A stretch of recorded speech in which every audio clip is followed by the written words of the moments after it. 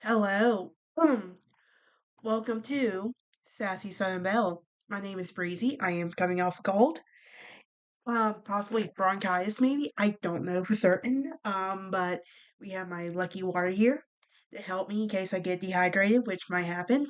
Um, Hope everyone is having a happy November. A great November, if you might add. What about this weather we've been having? But yeah, if you're new here, hit that like button, ring that bell for notifications. Also, please subscribe, help a girl out. Um, did y'all, for those of you who live here in Tennessee, y'all keeping out with this forecast here? Thunderstorms and down snow apparently coming up here this week. I make it make sense to me. I can't make it make sense. But today we are going to be talking about Veterans Day and things to remember. But I do want to say something real quick. Auburn and Vandy. Auburn, even though you lost that game, that was the best game I've seen you play in a really long time. Getting rid of Hugh Freeze, best decision you ever made. Like, you could truly tell there was a shift in energy at that game because I watched it, even though I was like, I've been in bed the past 2 days, but I made myself watch that Auburn game. I wasn't going to miss it for nothing. But we're going to be talking about something today. For those of you who don't know, I am a huge supporter in our veterans and anybody who has served overseas. And I think that's important. Some of y'all are probably going to hate me for that, but y'all can get over it. I don't really care. As you can see, this video may offend you. There's the exit sign. Don't really care. Um, excuse me. But Veterans Day is something that's important. We need to talk about it because I don't think a lot of people truly get Veterans Day. To them, it's just another holiday where they have where they don't have to go to school and nothing like that. But it's a holiday for a good reason. And this is our day to honor and thank the brave men and women who have served in the United States military. Now, it is celebrated November 11th, and it's this day is rich in history because it evolves from the inception of Armistice Day to a national holiday that we recognize today. And I want to go into a closer look at the origins and how it's transformed over the years and why it remains an important occasion and why we need to know this holiday. Um, let's talk about the origins. The roots of Veterans Day trace back to the end of World War One, also known as the Great War. Now, I don't know about y'all, but I'm a huge history nut and everything, and I love history. And I think it's important that history, and I also think it's important that we talk about the history that seems to be left out of history books because everybody thinks nobody's ready for it. And I think that if we don't talk about this now, we're never going to talk about it and people are going to forget, and history is bound to repeat itself. That's just ignorance, and I'm not allowing that. I will talk about forgotten history till the day I die. But anyway, let me get back on my little tangent so I can keep my voice preserved as much as possible. Now, on the 11th hour of the 11th day of the 11th month in 1918, an armistice, which was a temporary cessation of hostilities between the Allied nations in Germany, took effect. Through the Treaty of Versailles, formally ended the war the following year. Now, November 11th became universally recognized as the end of the war, um, of all wars. In November, in November of 1919, President Woodrow Wilson, still not my favorite president in U.S. history, I stand by that statement, but he comes in second to Andrew Jackson. I hate Andrew Jackson with a passion. Anyway, in November 1919, Woodrow Wilson will proclaim November 11 as the first commemoration of Armistice Day. Wilson intended this day to be marked by parades, public meetings, and a brief suspension of the business activities at 11 o'clock a.m. He envisioned this as a day of reflection on the sacrifices made by those who served in the war and to remind Americans about the cost of peace. Now,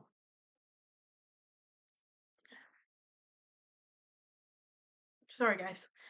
A little shortness of breath there. I just said one thing I might have bronchitis. But anyway, Armistice Day becomes a national holiday, and in 1926, Congress passed a resolution that recognized Armistice Day with ceremonies in the public places and encouraging Americans to remember that people who fought and gave their lives in the war.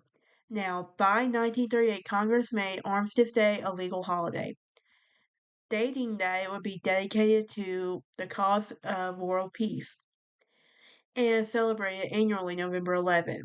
Now, how did it go from Armistice Day to Veterans Day? Well, the holiday's significance grew over in the years following World War II and the Korean War.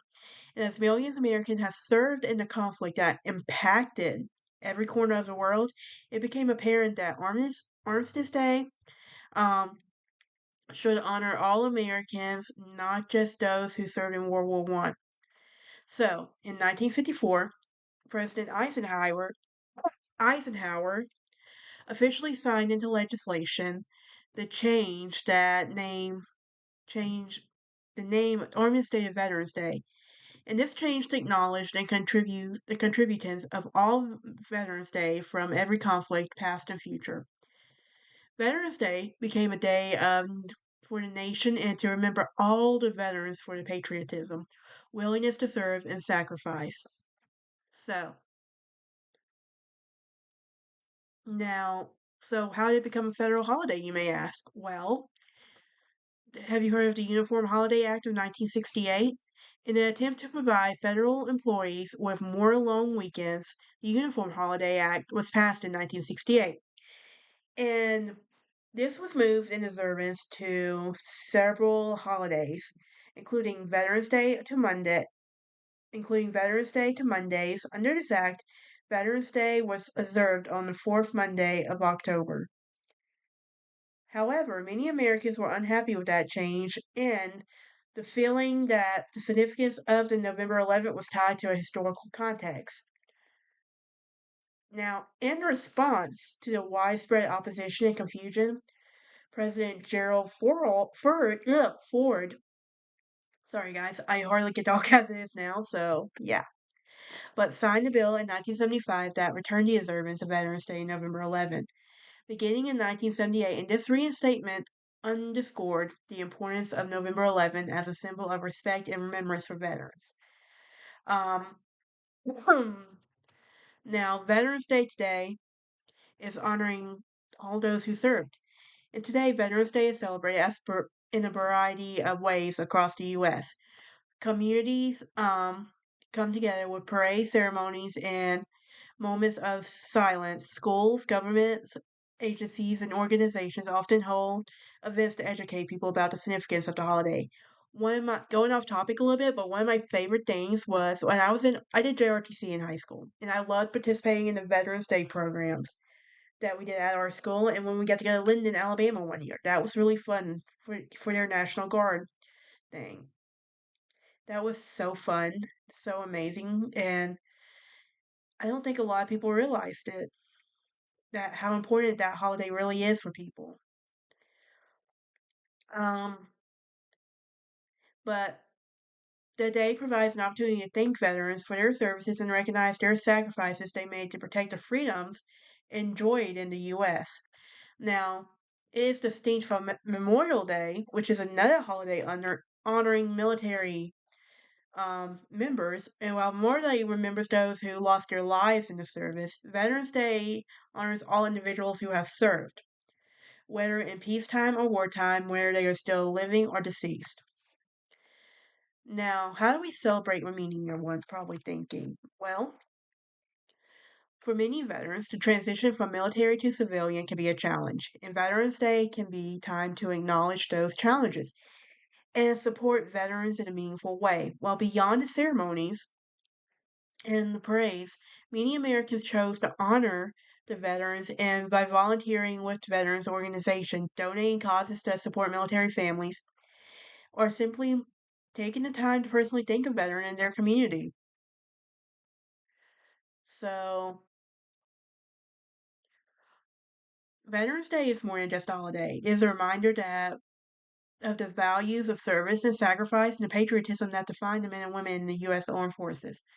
November 11th stands out as a day for Americans to pause and reflect the high cost of freedom and the individuals who have courageously defended it throughout the history.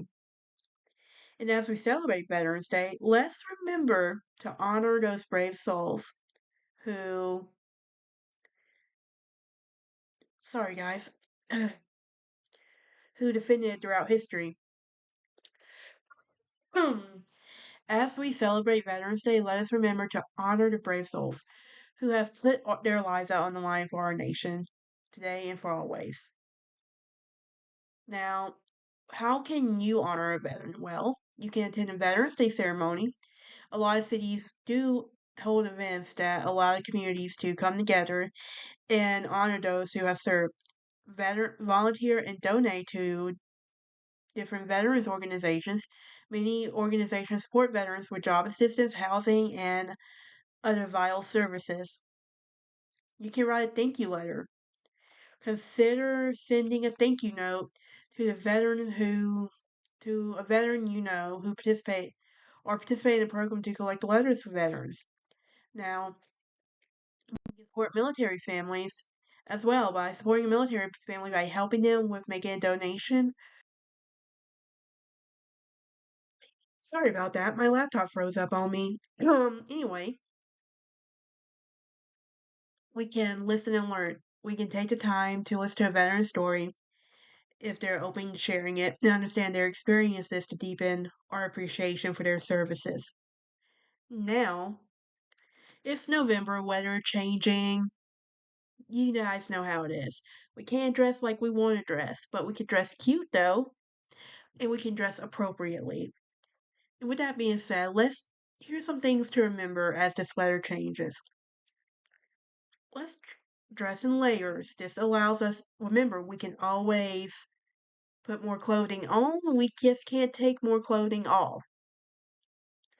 Um, Now I know this allows us to add or remove clothing as temperatures fluctuate throughout the day.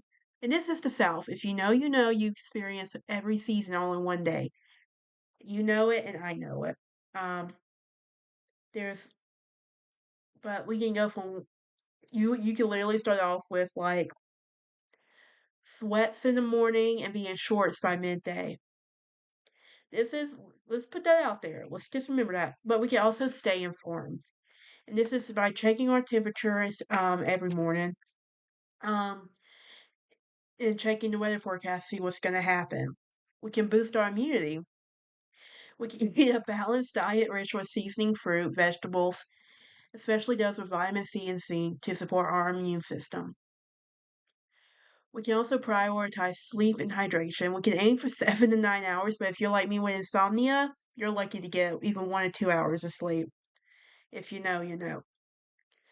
Um, However, since I have been sick, I'm tired of sleeping. I will say that. Um, yeah. Oh my gosh. But anyway, um, we can manage our allergies. This is the time of year where they like to act up on us. Let's be prepared. Let's get because the flare-ups are going to happen, and pollen can be caused by increased pollen or dust, or have our allergy medicine mask if we need it. We can protect our skin. Even use the sunscreen in the winter. You will not regret it. But try. Let's remember that. Now let's do home. Talk about home and vehicle preparation. You have an emergency kit because you're gonna need one because you never know when you might need it.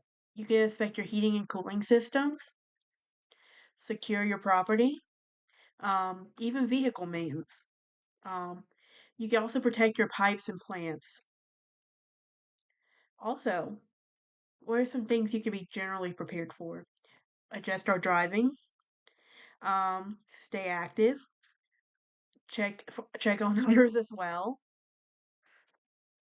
Now, what are some things that I hate as November gets here?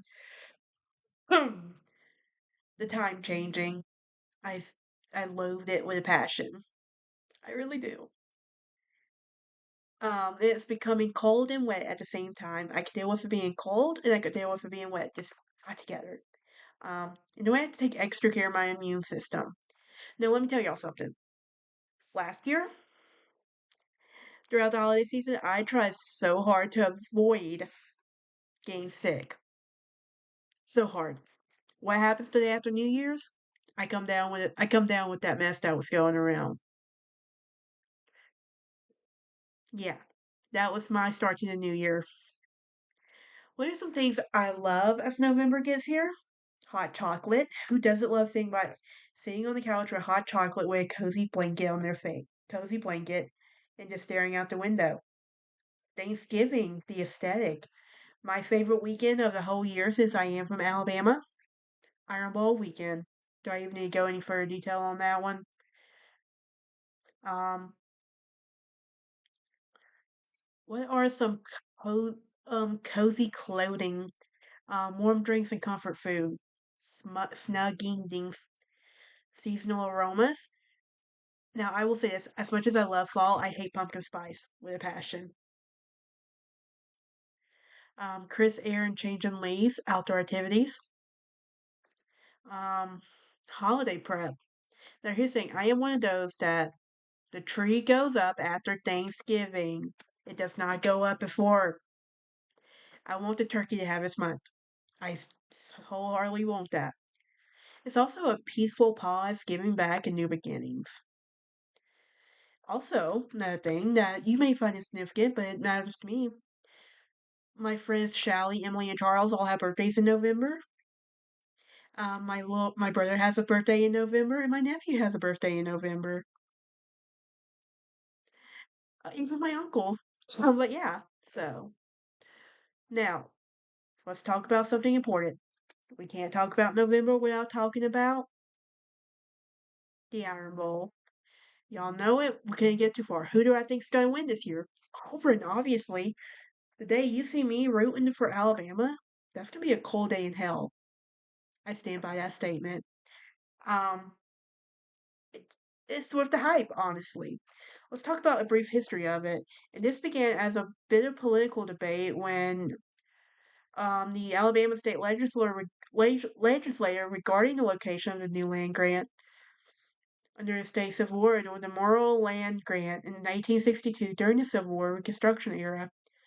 Now, the state legislature, influenced by a heavy contingent of representatives who were University of Alabama alumni, who pushed the sale to land scripts for 240,000, a crowd from the Morrill Act, or having any land holdings in conjunction with the University of Alabama in Tuscaloosa.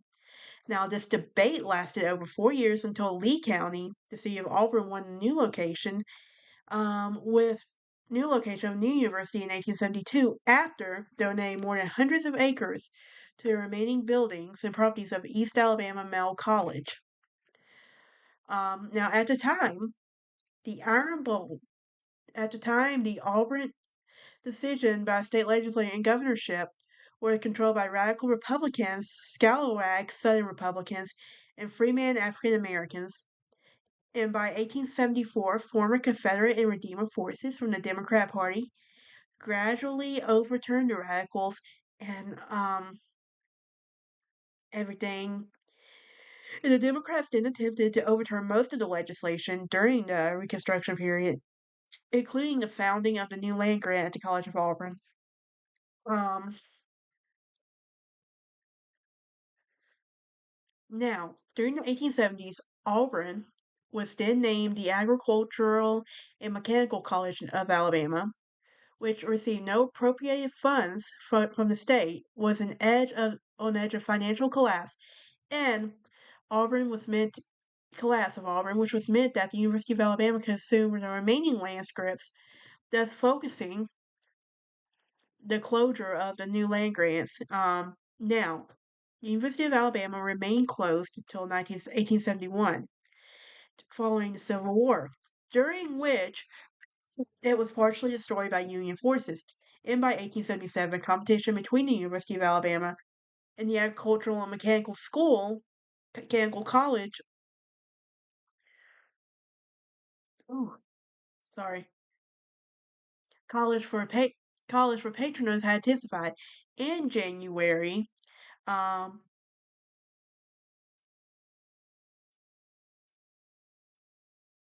Now by 1877, competition between them.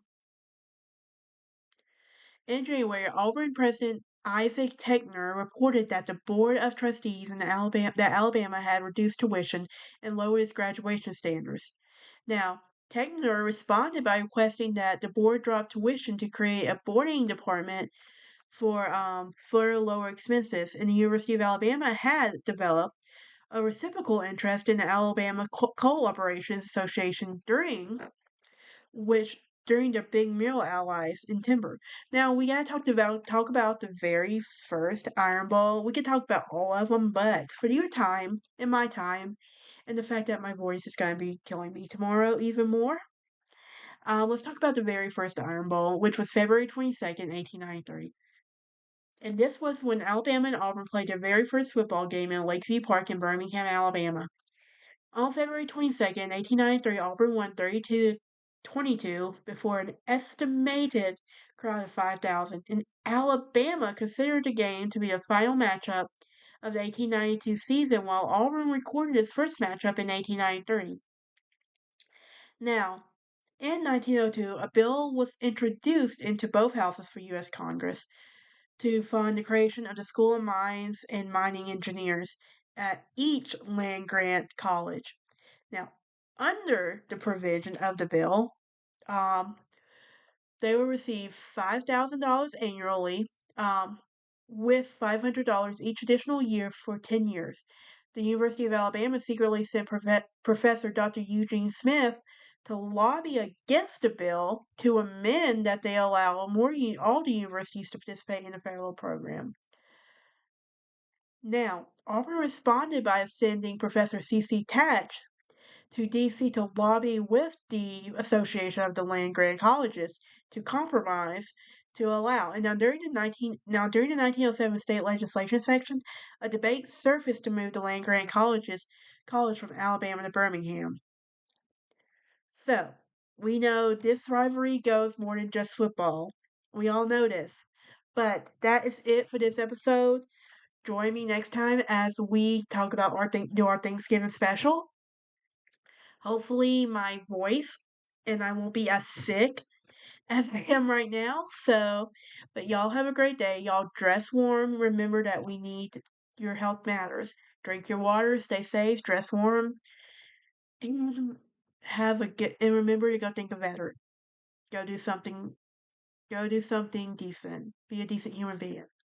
It's not that hard. Happy Veterans.